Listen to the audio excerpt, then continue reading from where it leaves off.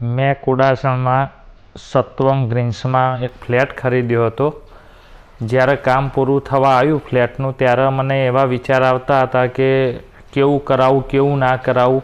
પછી મને એક બે જણાએ સલાહ આપી કે તમે ઇન્ટિરિયરવાળાને મળીને કરાવજો. ત્યારબાદ મેં 2-4 ઇન્ટિરિયરવાળા ભાઈનો સંપર્ક કર્યો.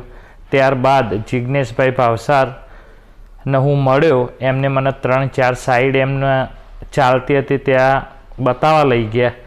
ત્યારબાદ મને અનુકૂળ આવ્યું. અનુકૂળ આવ્યા પછી એમની ઓફિસે હું મળવા ગયો.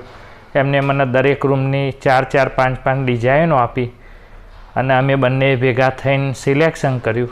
ત્યારબાદ અમારું કામ ચાલુ થયું. એ પછી જિજ્ઞેશભાઈને અમે બધા અવારનવાર 10-12 વખત મળતા રહ્યા.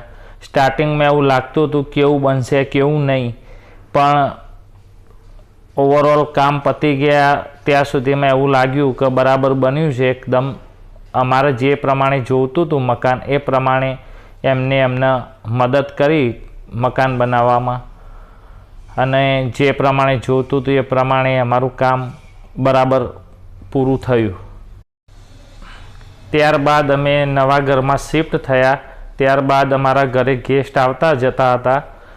તે દરમિયાનમાં સોસાયટીના ઘણા બધા માણસો અમારા ફ્લેટમાં ઘરે આવતા હતા અને તે દરમિયાન એ પૂછતા હતા કે તમને આ કોને સજેશન આપ્યું. ત્યારે મેં એવું કીધેલું કે જિજ્ઞેશભાઈ ભાવસાર ઇવેન્ટ ઇન્ટિરિયરવાળા છે, એમને મને આ સજેશન આપેલું અને બધાએ ખૂબ સરસ બનાવ્યું છે એવી વાત પણ કરેલી, અને એમની જરૂર પડશે તો અમે કોન્ટેક્ટ કરીશું એવું પણ કીધેલું.